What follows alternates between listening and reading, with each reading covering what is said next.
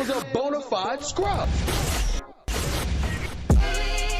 On today's episode, we'll talk the biggest storylines from the NBA Finals.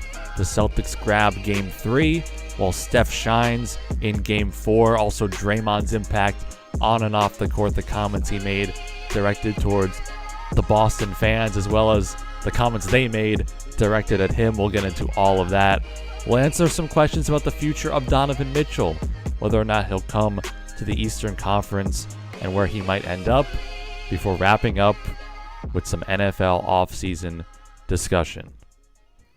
Welcome to the Bona Fide Scrubs with Noah Levine. I'm Will Swankie. This is episode 5. However you're consuming the show, whether you're watching on YouTube or listening on an audio platform, thank you so much. We know our audio version did better than the video version last episode. Really? So, yeah. So if you're listening on audio, if you want the video perspective, head over to the YouTube channel and check that out. That really helps us out. You can subscribe there as well. There's clips of the show. There's shorts. There's everything. And follow us on TikTok and Instagram as well. We're doing all kinds of content there. Noah is in charge of all that. He's done an amazing job with the formats and everything, and they've done really well. So go head over there and check that out. Yeah, you've been We're slacking. recording this game the morning after Game 4 of the Finals. We watched the second half in the same place. It was the best game of the series so far. One of the best games of the playoffs, if I'm being honest. And I'm definitely biased because Curry had by far his best game in an NBA Finals. 40-10. He sealed the deal in the fourth quarter. Yeah, it was very a dominant performance by him.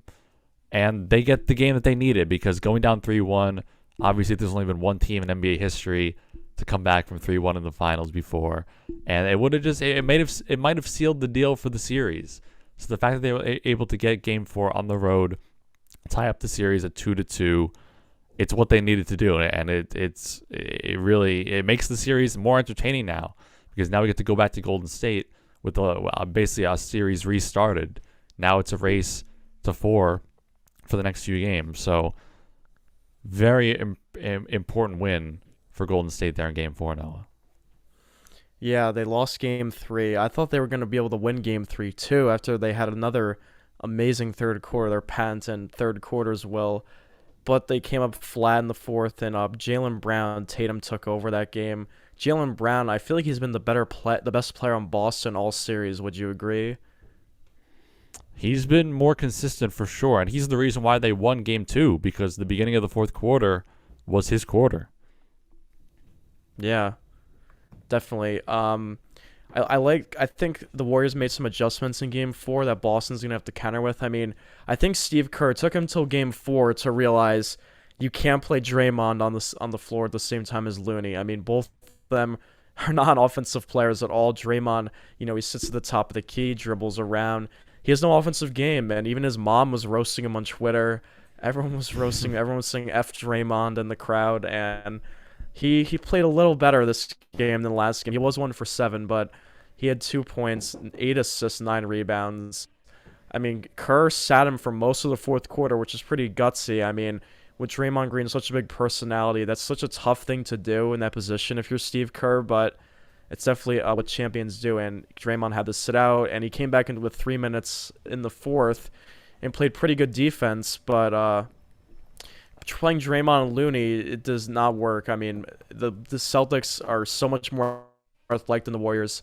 The Warriors don't get that much breathing room. Steph has to create for everyone. So just having another shooter out there, like maybe Porter or Bielitsa, they started Porter. He played 15 minutes.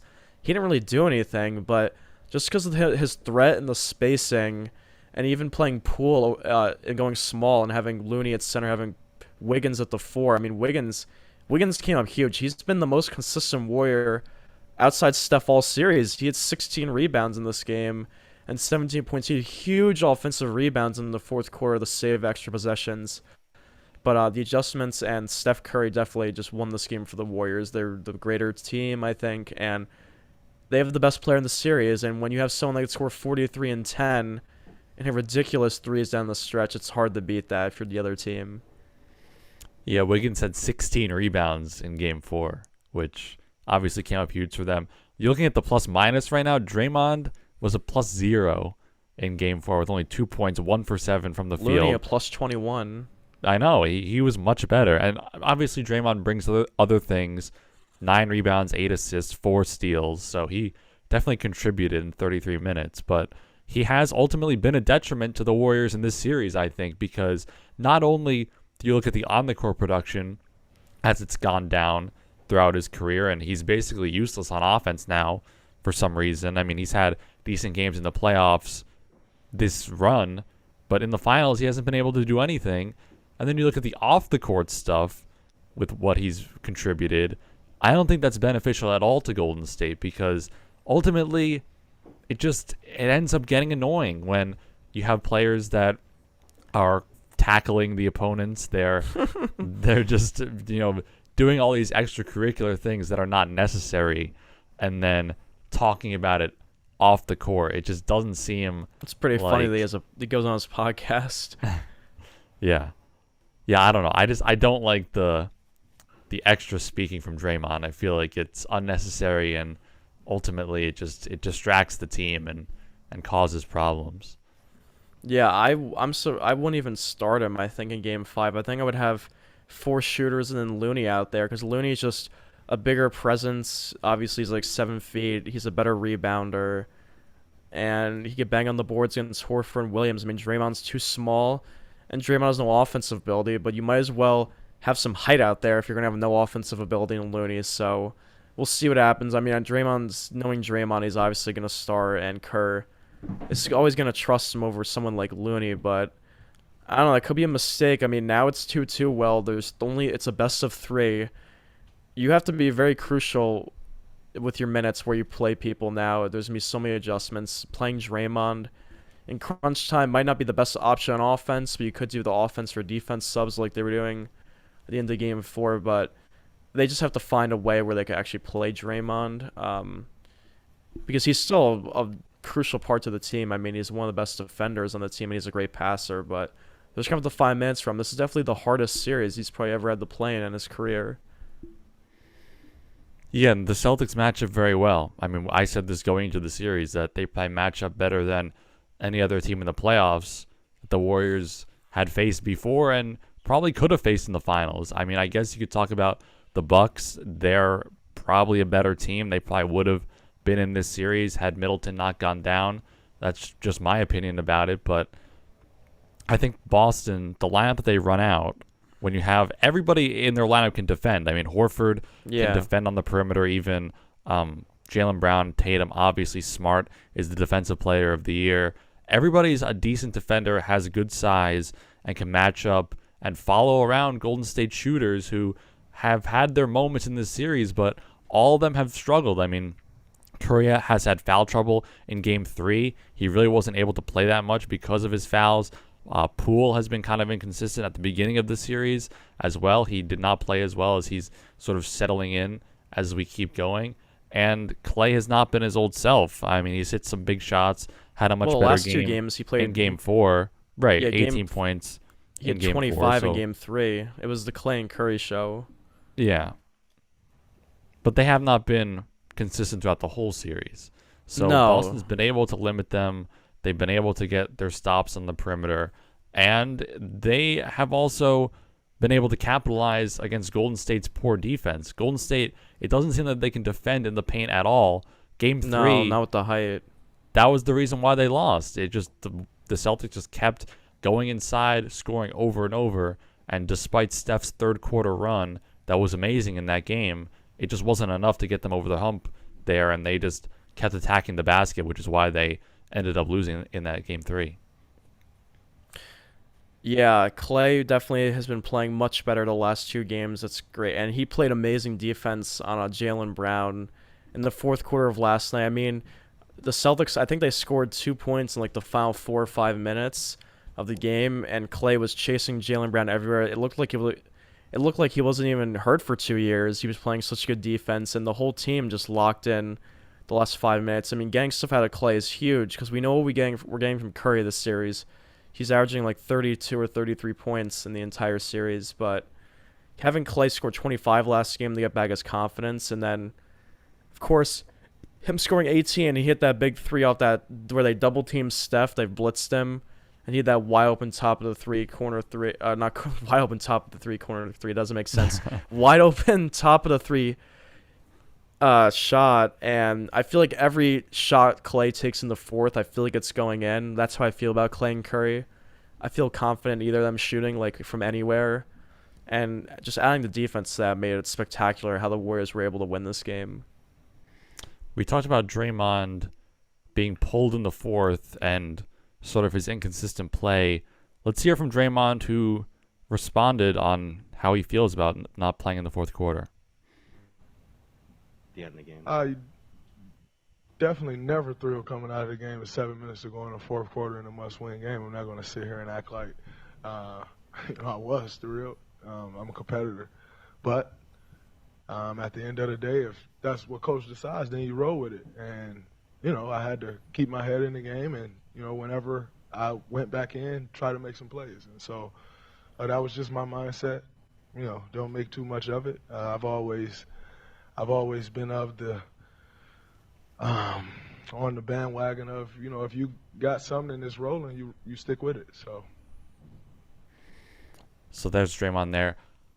How do you feel about the play of him ultimately in this series, Noah? Do you think he's been a positive contribution to the series or negative? Because, I'll get into it in a minute, but I feel like on and off the court, he has not been a benefit for the Warriors so far this series. I think it goes game by game with him. I think he was a positive in game 2 with how well his defense was and how much energy he created, and he got in everyone's head. He was a negative in game 3. He was flat out awful. That was the worst I've ever seen him play, and everyone was chanting after Draymond. Game 4, he was okay.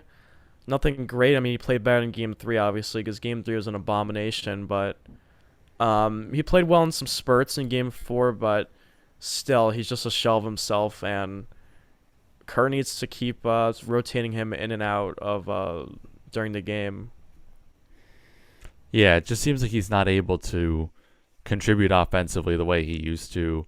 And even from a defensive standpoint, because we talked about in game 3, that's his job to protect the interior and to be, that interior force, and he just wasn't able to do that. They had to rely on Looney way more, and he's obviously a worse defender than Draymond. So I don't think Kerr likes to not play Draymond. I think he would much rather have him out on the floor, but when he's just so limited on offense and so limited from other standpoints, you're just stuck with going with the other guys like Bielitsa, who have had better performances, or not even performances, but just have contributed more and created more problems for a Celtics defense that is really adapting to having to guard a player like Draymond when he's out there on the floor. And also the off-the-court stuff, we briefly mentioned the Draymond things. I don't know. I think that's kind of just what you're going to have to deal with when you're playing in a hostile environment. Yeah. I don't know. It's not great. I guess fans maybe should act a little bit more classy than just blatantly saying F Draymond, but you're playing on the road in a competitive environment. It's probably happened every finals that they've been in. I don't really see why this situation is any different than what they've had to go through. They're professional athletes. They play on the road every other game. So it just seems like they're singling out this incident when it's really not as big of a deal as it should be. Yeah, even Clay kind of complained. He said they were all dropping F-bombs with kids around. He's like real classy Boston. If you saw that video, I don't know. I think they were just mad that they were losing. They lost that game 3 and just pointed to other things. Because when you're frustrated and you lose a game, you're just going to point to everything. You're just going to try to find extra ways to spin it, why you lost and why you're frustrated. But yeah, just an interesting situation. But game 5, they go back to Golden State. But I think we should talk about Steph Curry's performance. Now, Will, your man had 43 and 10, the oldest player to have a 40 and 10 game since LeBron. It's him, LeBron, MJ, the 3 oldest players to do it. Honestly, I mean, I feel like I'm actually impressed that he did this because I didn't think he had this in him, honestly, with how he's. Well, I know he's been playing great all series, but like I was waiting and waiting for when the game was gonna come, when this moment was gonna come in his career, because we really haven't seen it. I mean, they blew a 3-1 lead in 2016, as we all know. He didn't play great in Game 7, and then the next 2 years. Obviously, he played great, but he was overshadowed by Durant. Everyone was talking about Durant and those Finals MVPs, how Durant was really the most valuable player in the Warriors, and all that jazz. But and then 2019, his whole team got hurt. He played great, but it wasn't like they lost, so you really can't care about that much. And then this year, he's played nothing but excellent this series. He's shooting 49% from three. 50 from the field, 86 from the line, averaging like 34 points. Clearly the Finals MVP favorite if they win. But the last 2 games have really impressed me on the road. He's been fired up after a lot of threes. He's taken a lot of crazy shots and been falling. And I feel like this is the most aggressive on offense I've ever seen him in his career, because usually, I mean, he has better players around him, and now he finally realized, oh, you know what? Actually, Draymond is not going to score. He's not going to help me out, and Wiggins is great, is fine, but he's not another superstar. And Klay's coming off of 2 injuries, and he can't create as much as he used to. So I think he finally realized he has to keep the foot on the gas and just take, with any amount of daylight, he has to shoot it for them to win. And he followed that, and they scored 43 and 1. This was the Steph Curry signature performance of the Finals. We were this waiting is what we will for look it. back on and see as this was his moment, leading his team with no better players around him, no better players on the opposing team. This was his game and his moment to take over when they needed him the most. They're down 2-1 coming into this game. They're going to be headed back home for Game 5. This was their opportunity to tie up the series and sort of reset everything. Now it's a best of 3, like you already said. It's a race to 4. They just got to get 2 more wins, and they will be champions. 2 of the and next Steph games Curry, are at home.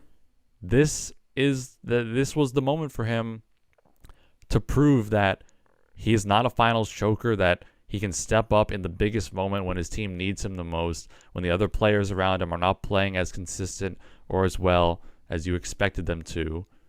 And this was his opportunity, and he took advantage of it.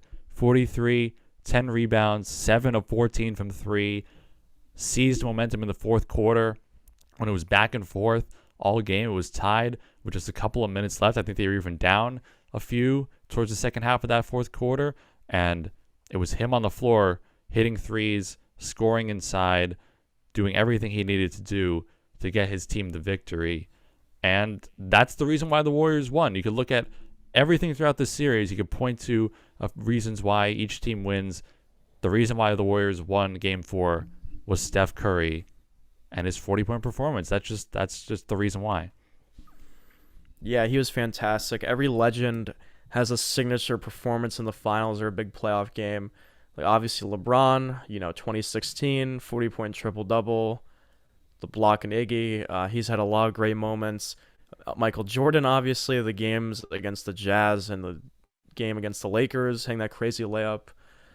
Dirk had some signature performances against the Heat. Like, everyone has that game where they scored 40. Like, Durant had it against the Cavs where he pulled up for 3 in LeBron's face for the win. Yeah. Like, every all-time great player has a moment like that. Kobe had some great moments like that. Shaq had some moments like that, 40 points in the finals. So, even Allen Iverson, he didn't win a championship, but we all know him for the Game 1 50-point performance or whatever against the Lakers and Ty Lue. Everyone always points to that game when talking about his legacy.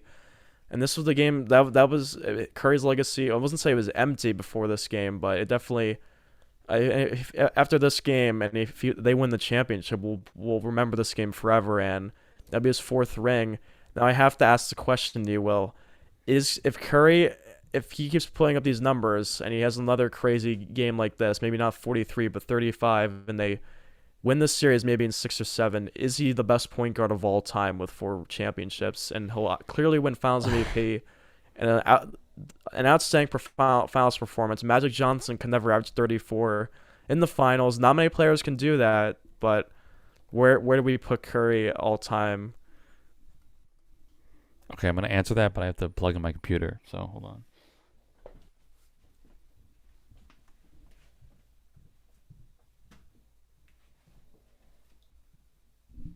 1 second. I paused.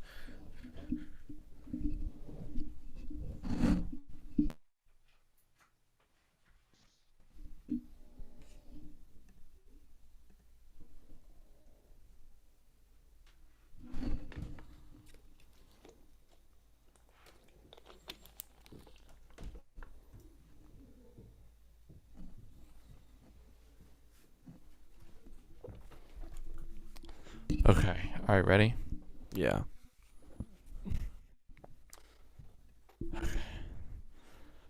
All right, is Curry better than Magic? With a championship. All right, let's go through it. Let's look at all their accomplishments. All right, so Curry would have 4 rings, Magic has 5. They played the same amount of seasons. Magic has made the All-Star team 12 times, Curry with 8. Magic has 3 MVPs, Curry has 2. Magic has 3 Finals MVPs, Curry has 0. I guess he'll get 1 if they win. All NBA first team, Magic has 9, Curry has 4. All NBA teams in general, though, it's closer, 10-8 in favor of Magic. And okay, get the stats. Curry averaged more points, obviously. Magic, everything else. 11 assists per game for Magic for his career. I mean, that's pretty amazing. Almost 2 steals per game for Magic, too. No, I don't think Curry will be better than Magic all time. I mean, on my list, on my top 10 list, Magic is the 4th best player of all time. I agree. So if I said that, then that means Curry would have to be better than him somehow, which doesn't make any sense. Yeah, that's tough. So, I don't know. But if you're building a basketball team from scratch, like why wouldn't you want to pick Steph Curry? How much attention he draws in his shooting ability? Wouldn't you want Curry on your basketball team over Magic? Legacies aside, even that's hard. I don't know. Legacies aside, would you want Curry or would you want Magic as your point guard? That's a good question. I think I would want Magic. He's a bigger player. He's a better defender. He's a better facilitator. He can score down low. I mean, he can't shoot that well, and he can't shoot like Curry, obviously. But I just think he brings more to the game from an offense and defensive standpoint. Curry is the greatest shooter of all time. He draws so much attention, but he's not a liability on defense, but much worse than Magic. He's not as good of a passer. I think I'd rather go Magic. I think he's more versatile. Yeah. Maybe if Curry wins a 5th championship next year, which Stephen A. was trying to claim one day in first take, and another Finals MVP, maybe it'll be more of a debate. But yeah, clearly the first team's 3 Finals MVPs to 1 if we're going to put in Curry's 1 if they win this year. Still less MVPs, which is kind of impressive that Magic won 3 MVPs, only averaging like 19 for his career. I mean, and he played in area with Larry Bird, young Mike, Kareem, Worthy, all those guys, Dominique, Dr. J, and he still won 3 MVPs as a point guard when point guards weren't like that. Their job wasn't to score that. Now it's pretty much their job to put the ball in the basket a lot and create for others. So that just shows how great Magic really was, I think, having those 3 MVPs. Yeah, I mean, that's amazing. I mean, Curry, you could say the same thing. He played in an era with LeBron, Kevin Durant. So he has his all-time greats up there he as well. does. But I'm just saying because Magic, like, he's not a scorer. Like, usually to win MVP, you have to be a good scorer, you know? No, that's true. Like, I want to see his MVP years. His first one was 1987. So what did he average in 1987? Did he average like 20-something points? 1987, 24 points, 12 assists. Yeah, that's amazing. 6 rebounds. Yeah, that was his best year of his career for scoring average, at least. 24 points per game. He averaged 13 assists in 1984. I think they won the championship that year. I know they won in 88. I don't know. It was just them and the Celtics going back and forth, but he's averaged 24. Averaging 13 assists is crazy, though. Yeah, I mean, he pretty much averaged 12 or 13 assists for like 8 years of his career. So yeah. But I think the last person averaged like 11 assists was like John Wall or something. Trey averaged 10 this year, but We haven't seen anyone average like 12 or more since like Stockton and Magic probably. Yeah, because I mean, those players now, the star players score, like you said, so Yeah. they're not as focused. Yeah, definitely.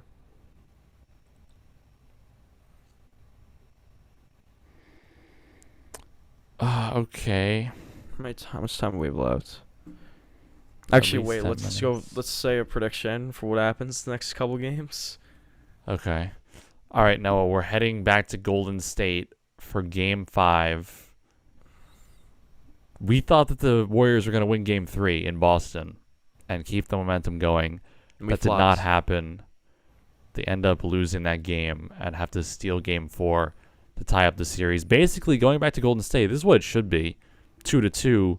We got there pretty unconventionally, but the fact that it's tied is not that surprising. What do we think is going to happen in Game 5? I think Steph scoring 43 at the Boston Garden. I think that was. I'm not gonna. That was kind of the dagger to the series. Like I think the Warriors are gonna win Game 5 at home. Curry's on a roll. Clay's playing better. I think it favors the Warriors definitely Game 5, so they should win that. Game 6 in Boston. I mean, anything can happen. The Celtics have been better on the road than at home. I do feel like this series does go 7, and I think the Warriors are going to win the championship in Game 7 at the Chase Center. Wow. Okay, yeah. I mean, going back to Golden State, I feel like this is a different series going back to Golden State than it was when they left. Tied 1-1 when they left. Now going back 2-2. I just feel like so much has happened. We had the Steph signature game. We had the F Draymond and the off the court stuff. I just feel like the series is sort of peaking right now at this moment. Game 5 probably will have the best ratings of all the games. I just think this is sort of the team that wins this game will win the series. That's probably as Usually simple how it as goes. it needs to be. So for me, I mean, it's hard not to pick the Warriors going back home after what's happened in the last game. They're obviously the most recent winner in the series, so they get some momentum with that. I'll probably go with Golden State in Game 5. I agree with you now that it will go 7.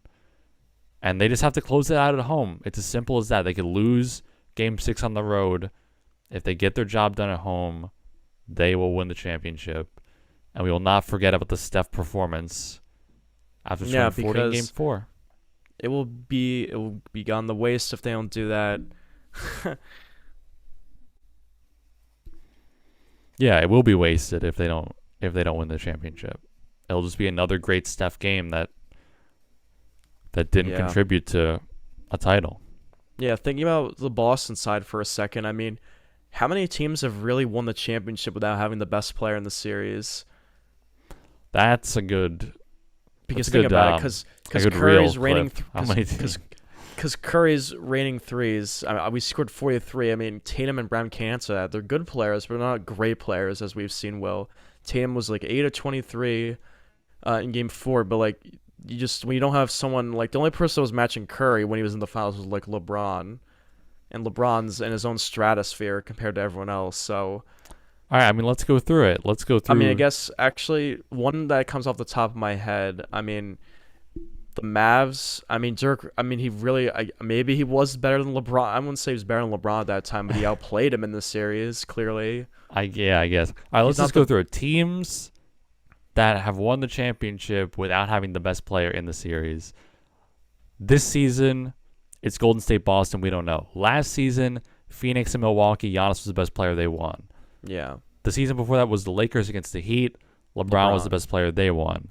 The Raptors Warriors in 2019. The Warriors had the best player. Well, in KD Kevin was Durant, hurt. He was but hurt. He got injured. So I guess we can't count that. Yeah, and Kawhi. Kawhi might have been better than Curry at that moment. I'm not saying for like his career or anything, but in that series, Kawhi was definitely the best player, and they did win. 17 and 18, the Warriors both win. Kevin Durant dominates. You could argue LeBron was better then, but it's pretty even, and the Warriors duo is just obviously. But this is such better. a significant advantage having Curry compared to Tatum. Right. It's not like Durant and LeBron. Yeah, no, it's not even at all. And then what? Cavs, Warriors, LeBron storms back and wins. I mean, if the Warriors had closed that out, Curry would have been the second best player. And yeah. even though he was unanimous MVP that year, so maybe he was for that season better. 2015, the Warriors won the championship with LeBron putting up crazy stats. Yep, even though Curry was MVP. So again, the gap is not that big. The Spurs in 2014 definitely won when LeBron was the best player. So they lost. Then the Heat went back-to-back before then. The Mavs we already talked about.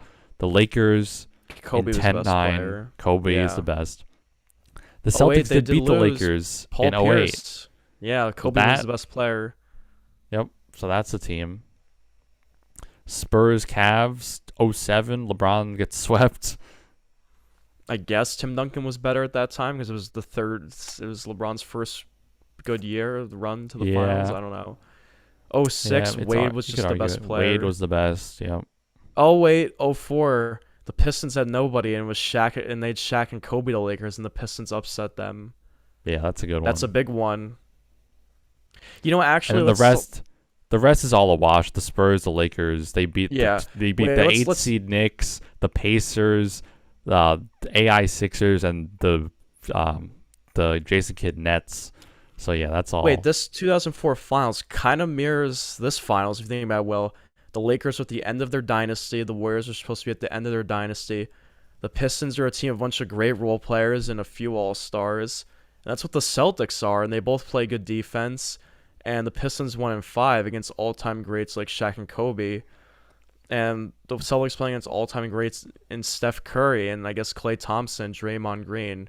It kind of mirrors. I mean, not saying Boston's going to win. I mean, the Pistons won in 5. That was very impressive, what they were able to do to that team. But this finals is kind of like that 17 years later, 18 years later. Yeah, I mean, that's a good comparison for sure. I mean, Golden State can't lose. They can't be Oh, no, Lakers. they can't pull a Shaq and Kobe. Yeah. Yeah. But think about it. The Warriors, this is their 6th finals in 8 years. The Lakers that year, or they were making their 4th finals in 5 years. And that was their last run to the finals. And this could actually be the Warriors' last run to the finals if you think about it. It's not a guarantee they'll be back next year. So this might be the last chance for Curry to win a championship, just like it was the last time for Shaq and Kobe to ever play together. It's the last go-round against a hungry young defensive team. It's interesting comparing Boston to the Pistons because yeah, I mean, are the Celtics ever going to teams. make the finals again? You could argue that might never happen also. That's true because the Pistons made it the next year. They did lose to the Spurs in 05, but they did make it. They pushed them to a Game 7. I don't know. I mean, the Celtics will be in the mix. Like, the Pistons were in the mix after those 2 years every year. That's true. But I don't know. I mean, with the Celtics team, they are really a team. And they don't have... I mean, we could see what Tatum becomes, but he's not going to be a player that's going to... You know, I wouldn't predict him to win MVP next year. No, I wouldn't right? either. So, I mean, the Pistons didn't have anyone like that either. Exactly. Ben Wallace, who else did they have? Chauncey Billups was their best player, and he won Finals MVP. Yeah, I mean, they just had a great starting 5, and they had a really good defensive team, too. Yeah, that's what the Celtics are. A good starting 5, good defensive team. But, Pistons got it done. We'll see if Boston can answer the call. Alright, so moving off of the NBA Finals, Game 5 will be Monday night, so that will be fun to watch. Hopefully the series does go 7. But around the NBA, also, Quinn Snyder decides to leave the Jazz, and Donovan Mitchell... I don't know. We don't really know what he wants to do in Utah because he's going to be a free agent soon, and the Jazz lost their coach, and clearly Quinn Snyder realized that this team isn't good enough to win a championship. We know that the Jazz have a lot of issues. A lot of people point to Gobert, point to their horrible wing defense. But, well, we see Donovan Mitchell at Ranger games and Mets games all the time. He badly wants to be in New York, so is he going to be a Knick this summer? Is he gonna be traded, or is he gonna stay put in Utah for another year? Well, I guess we can only hope as Knicks fans to trade for Donovan Mitchell. It seems likely that he will be traded and move on in some way. And I say that because Quinn Snyder resigning seems like an indication that this Utah team is in desperate need of a rebuild. They had this run where Snyder, I think he's actually made the playoffs the most consecutive seasons out of any current head coach. I think it's been 6 consecutive seasons making the playoffs. That's for Quinn surprising. Snyder. So he's been able to do a lot with this Jazz team who drafted Rudy Gobert in the second round, got Donovan Mitchell at the end of the lottery.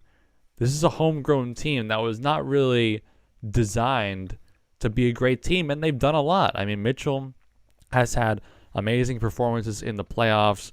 Rudy Gobert has won multiple Defensive Player of the Years. Quinn Snyder has been a Coach of the Year candidate. I mean, they had a nice little run here with their team. It just wasn't good enough to get over the hump. They played in an era with a Golden State dynasty. They played a lot of great teams in the Western Conference. And ultimately, their duo of Donovan Mitchell and Rudy Gobert just was not good enough to get them any farther than the first or second round. So Quinn Snyder now resigns. Finals. To me, his resignation points to the idea that he just doesn't want to coach a team that's not going to have Donovan Mitchell or Rudy Gobert on it next year. And he's good enough of a head coach where he can pretty much get hired anywhere that has an opening, and they weren't going to fire him because, I mean, you fire Quinn Snyder, it just seems like a mistake. So what I think he will do is I think he will sit out a little while and wait for Popovich to retire and take that job. To me, that seems like the move for Quinn Snyder. But in terms of the Jazz and Donovan Mitchell, I think they need to trade him and need to go into a rebuild because you're not going to get any better than you've already gotten. I mean, they were the 1 seed 1 year, right? I mean, they were completely at the top of the Western Conference and weren't able to get anything done. So you're not going to go anywhere but down from that point. Your stars are unhappy. Donovan, they're going to have to rebuild. Donovan said he's shocked and unsettled by his coach's resignation, so he probably doesn't want to be there anymore. And they're just going to have to put together a trade package that makes sense. Now, if you're doing it with the Knicks, it's going to have to be for Julius Randle to make the money work. If you're the Jazz and you're going into a rebuild, you probably don't necessarily mind taking the Randle contract and having him as probably your best player heading into next season. So that, I mean, it's kind of a disaster for them. But if they're going to just go into a rebuild, they have to do it anyway. Small it just markets, depends stay losing. on what the Jazz are able to get for Donovan Mitchell other than the big contract they're going to have to acquire. Could they make the Knicks give up a player like, I don't know, Obi Toppin and Emmanuel Quickley? Could they entice them to do that? I don't know. I mean, they're probably going to ask for a player like RJ Barrett. I think before last season, it could have been, worked out. But at this point, Donovan Mitchell is not worth RJ Barrett and other things. If it was a 1-for-1, obviously Donovan is better. But a huge trade package, you're not throwing in RJ Barrett as an asset. He's just too good at this point, too necessary for your team. So I think it's going to be tough for the Jazz to get exactly the right value for Mitchell. I think they're going to have to settle for a different deal. We'll talk about some other teams that could potentially trade for him. But if you're looking at the Knicks, it's going to be for Julius Randle, and I would be fine with that. A duo of Donovan and Barrett is fine with me. I would be very happy with that going forward, but it just depends on the other players they're able to get. Yeah, I was looking at some trade mocks. What I found this article: 2 major trades to send Donovan Mitchell to the Knicks. So I'm gonna read you the first one. You will tell me if you like this deal or not. As a Knicks fan, the Knicks will trade D Rose, Fournier, 2023 Mavs first, and the Knicks 2023 first, a 2025 first, and 2027 and 2029 first. And to me, before you go, I'm going to say I feel like this would be a good trade, but it also could be a complete disaster because we don't know what the Knicks are going to be in 2029 or 2027. It's like the Nets giving away every pick for James Harden, and then he decides to leave in a year. So I think I wouldn't. I mean, I would like to do that, but it's not. It's gonna require some thinking on my end. I don't think you can do it. I think you have to get the picks down. I think they could counter with just the players and maybe 2 draft picks. Yeah, I don't for know the why future. 4 picks are there. Because he's To me, not good enough to be traded for 4 picks.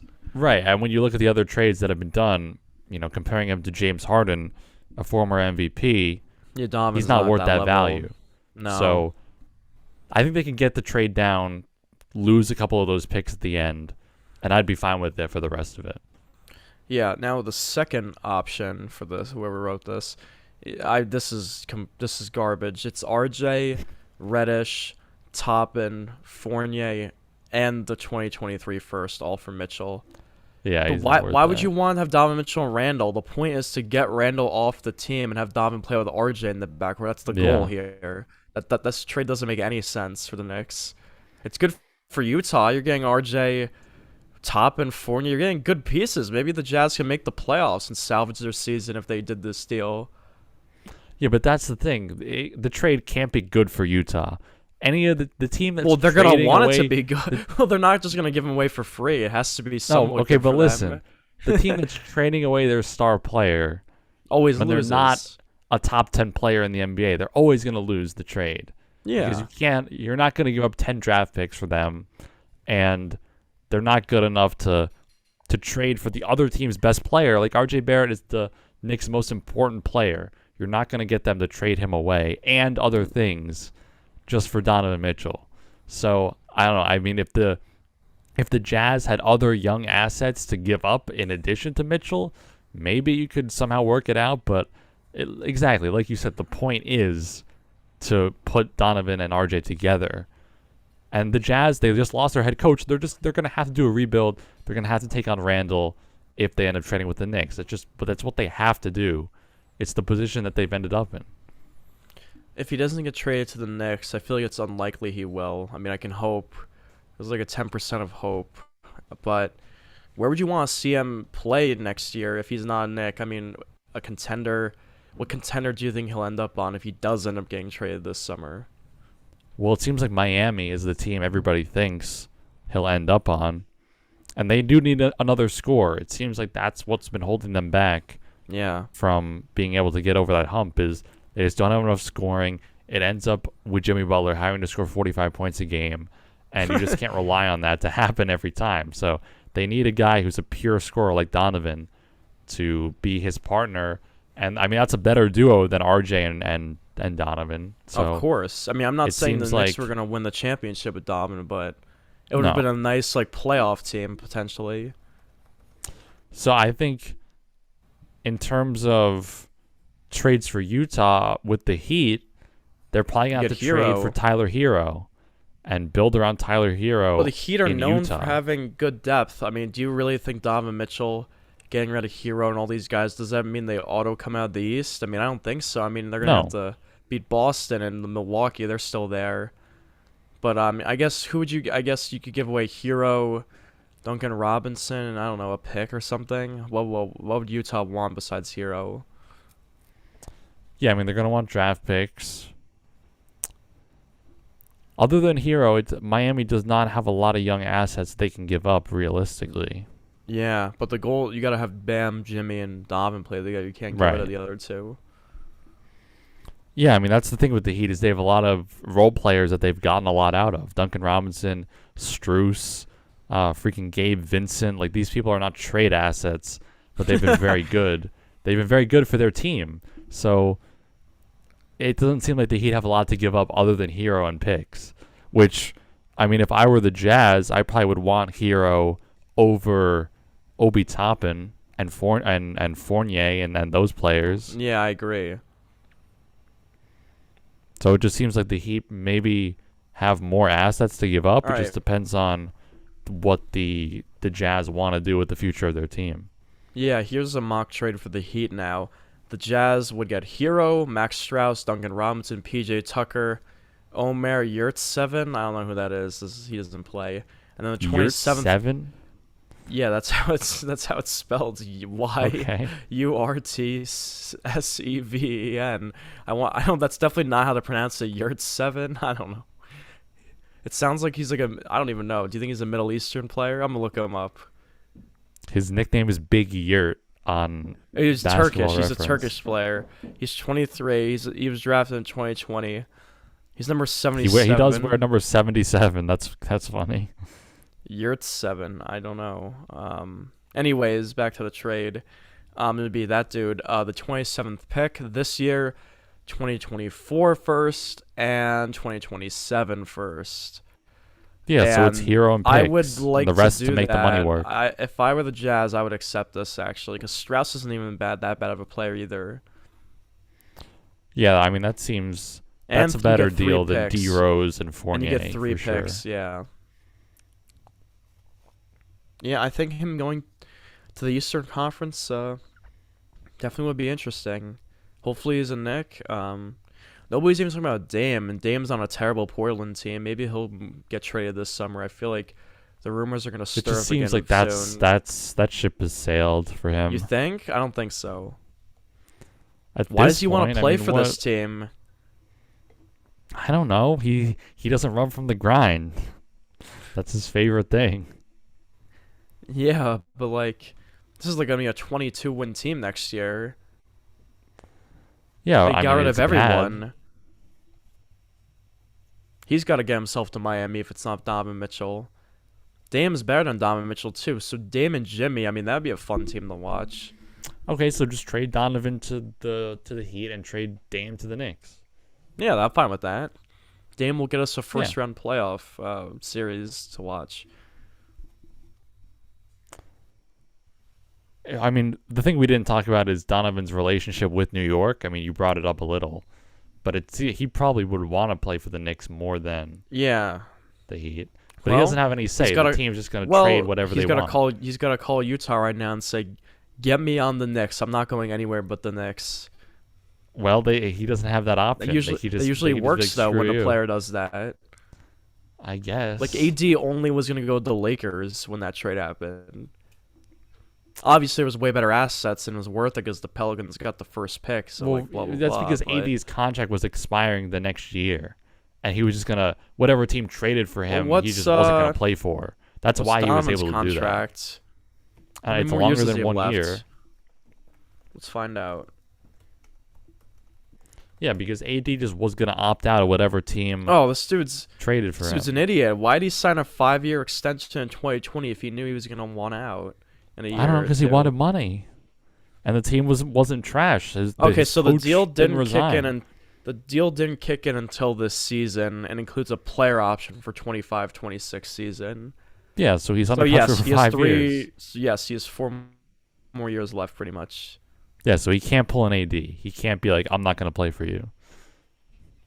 Yeah, that's unfortunate, but Utah. I remember I think it was Stephen A. said that Donovan Mitchell's the best Jazz player of all time. Oh, yeah. Clearly not, because they never made the West Finals. And Karl Malone and Stockton, ever heard of those guys making back-to-back finals and top 20 players, top 25 players of all time?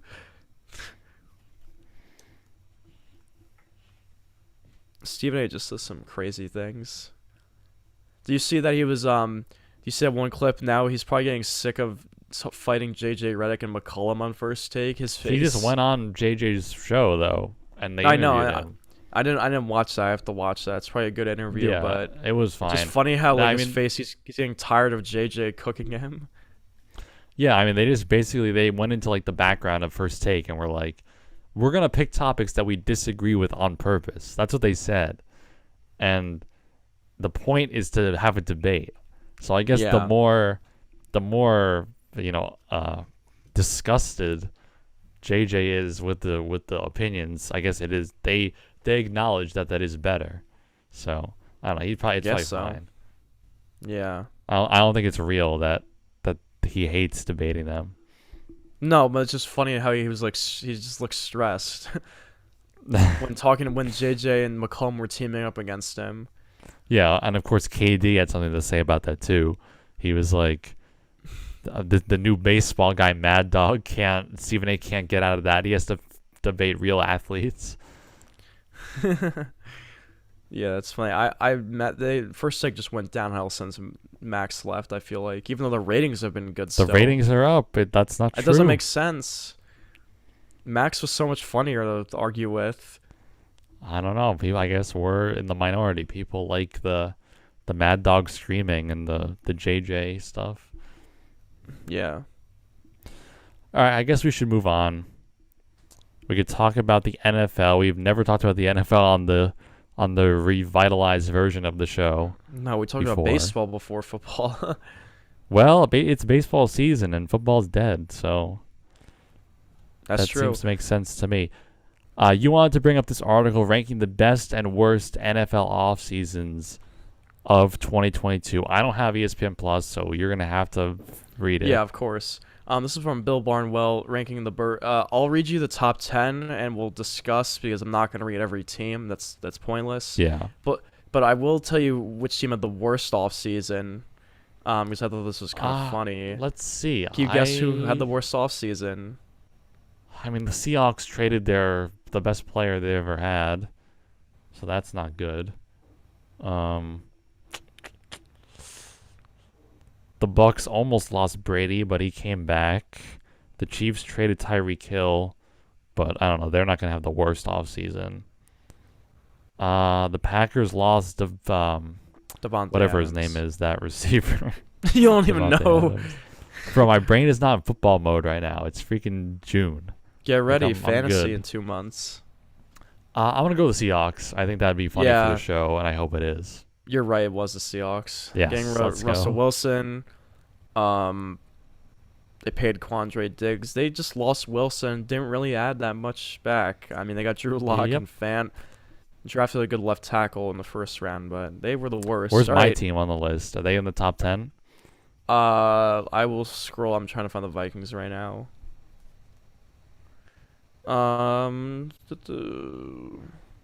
They were...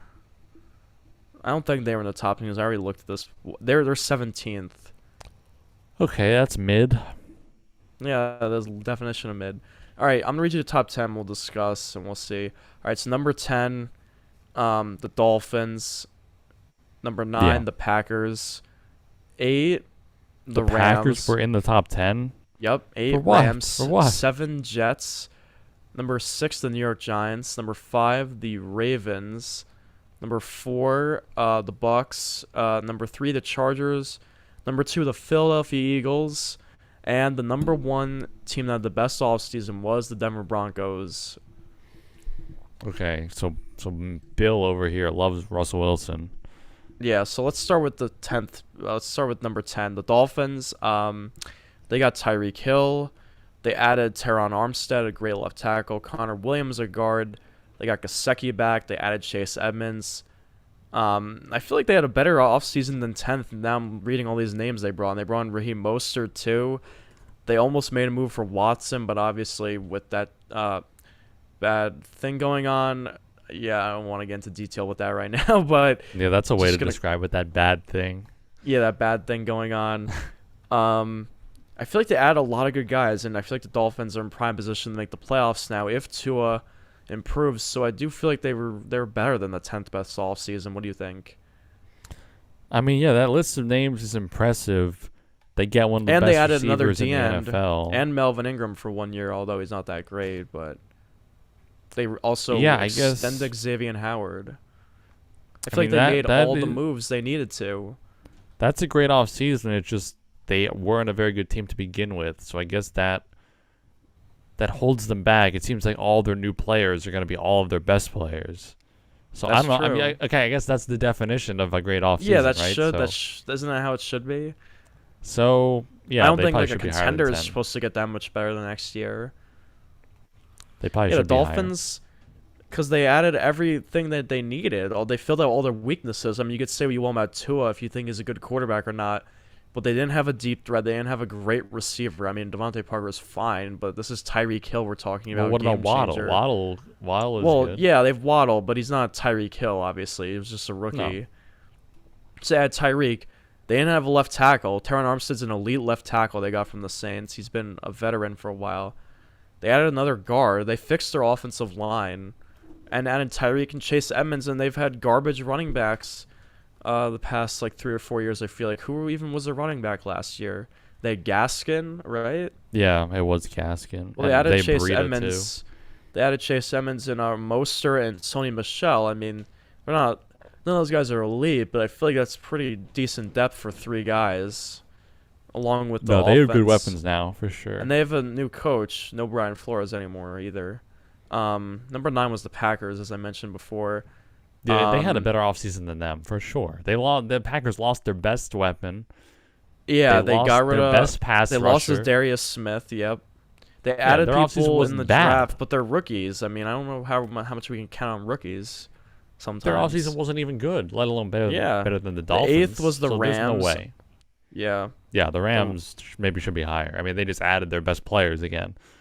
They pretty much just kept their whole team intact. They added Allen Robinson, though. And they got Bobby Wagner. Yes, so addition by subtraction. They got rid of Robert Woods, so that they let him go to the Titans, or they traded him, and then they got Allen Robinson, who I think most people would agree he's an upgrade over Robert Woods. So they definitely got better. They don't have OBJ anymore, but I don't think they need him, to be honest. So who's 7? The Jets. Okay. Their draft, they signed the Niners guards, CJ Uzoma. They got obviously Sauce Gardner, who I met. They drafted all those guys. They had the best draft, people say. Garrett Wilson. Yeah, they almost got Tyreek Hill. If they landed Tyreek Hill, they definitely would have spiced it up more. But Miami did. They're the rival. Yeah, they definitely had a top 10 offseason. Oh, and they added Jordan White, had a pretty good Bucs safety, and LaMarcus Joyner is coming back, returning from injury, this article says. Who's a pretty solid veteran safety. Yeah, that's good. It just depends on the ceiling of their rookies. Yeah. Same thing with the Giants at number 6. There's no way the Giants should be above the Jets, though. That's another that doesn't make sense to me. They got Thibodeau, they got Evan Neal. Those were 2 home run picks, I feel like, in the draft. I mean, they haven't played a game. But they did add they did get Brian Dable. The Bills' offensive coordinator is supposed to be a good coach. You see him chugging beers at the Rangers. But they don't have a quarterback. They don't have a quarterback. Yeah, they didn't really do a whole much besides getting those 2 guys in the draft. They lost Bradbury. Saquon's coming back. Andrew, I don't know. It said what they could have done differently. They have that blurb for every team. For the Giants, it said they should have signed a backup quarterback like Mitch Trubisky or Marcus Mariota, because they don't even have like a real backup. I don't think it says really. No, they don't have a starter either. And what's next for them? Without much cap space, the Giants are going to sign their draft class and make it into training camp without injuries. And then maybe they could trade someone like Barkley or Leonard Williams, which seems more likely to happen this season. Yeah, you got to get rid of those contracts. Those are not great players at this point. Top 5. Yeah, top 5. Ravens. They added Marcus Williams, who the Jets were heavily in pursuit. I remember the Saints safety. And then they just drafted Kyle Hamilton, another supposed to be the best safety in the draft. So they fixed their part of their secondary, which they needed to fix. They brought back Morgan Moses, good solid tackle on a cheap deal. Calais Campbell came back. They pretty much re-signed the rest of their guys. Oh, they got rid of Hollywood Brown for a first-round pick. And they drafted a much-needed center, it says, in Tyler Lindenbaum out of Iowa, who was the best center in the draft. So, I'm going to trust the Ravens. I feel like they draft well every year, and they brought back some players. They brought in some players. They're going to be a good team again, I think, this year after missing the playoffs last year. So I do think their offseason was solid. Yeah, they always have a good front office. It's just they didn't make as big of a splash as the Rams or the Dolphins or those teams. Yeah. The Bucs, number 4. Brady came back, obviously the biggest news. They signed Godwin to an extension. Ali Marpet retired. But then they got Shaq Mason. They traded with the Patriots. And then they brought back Leonard Fournette. They lost Whitehead, obviously, to the Jets. They lost Sue. They lost Pierre Paul. There's a lot of losses, but they got Akeem Hicks. big run stuffer, big dude in the middle for them. And they're trying to convince Gronk to come back. That's in the what's next section. Yeah. I don't know if that's So, important. I don't know. I mean, that was a fine offseason. I guess getting Brady back is something huge because they go from a 4-win team to a 12-win team with Brady. Yeah. Number 3, the Chargers. They paid Mike Williams, as we saw. I forgot about this. They traded for Khalil Mack. That's gonna help. Oh next yeah, to Joey that's Bosa. amazing. And they added J.C. Jackson from the Patriots, one of the best corners in the league. They made some big splashes, big names. Yeah, I do, and they drafted some good players. What went wrong? There wasn't any great options for them at left tackle, so they didn't find anyone there that's that good. What's next for them? They have to work on an extension for Derwin James, who's been a great player when he plays, but I feel like he's always hurt. Injured. He's always hurt. And this is saying they're afraid it will top the Jesse Bates, Minka Fitzpatrick, and maybe Jamal Adams extension. And can you really pay a guy who's hurt? And can you really pay a guy who's always hurt like that? I don't know. Chargers will find out. Second was the Eagles. They had a lot of picks. They added Bradbury. They traded for A.J. Brown. That's going to help Jalen Hurts. They have A.J. Brown now, Devonta Smith. And they traded back. They got some extra picks in future years. They added they didn't add Traylon Burks. They traded A.J. Brown, or traded for A.J. Brown. And just a bunch of other pieces they added. They signed Goddard to an extension. Just a solid team. I don't know why it's top 3, but they definitely I don't know why it's better than the Chargers. I just don't know why. I don't know either. It just doesn't make sense. Yeah, they had a good offseason, but they're number 2. Number 1, the Broncos. Didn't really do that much but when you get Russell Wilson, go from Drew Lock to Russell Wilson. Yeah, you change your quarterback.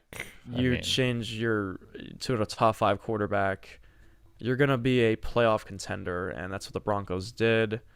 What's next? They will have to consider a new deal for Bradley Chubb, playing out his 5th-year option where he had 12 sacks last year, but he's been hurt a lot. He's missed 23 games in his career.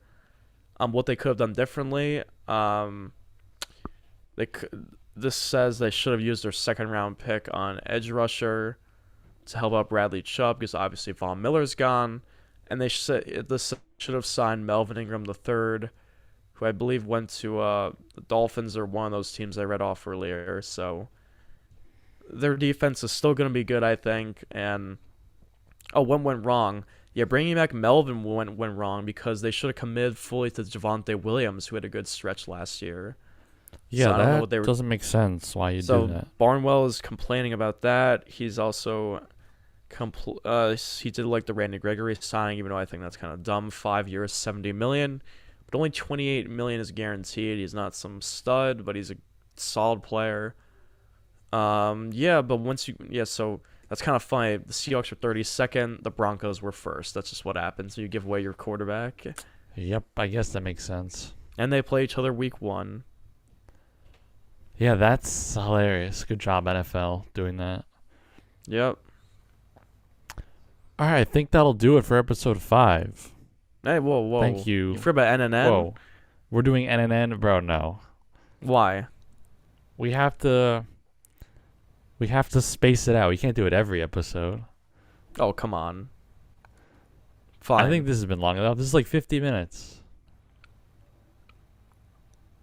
Yeah.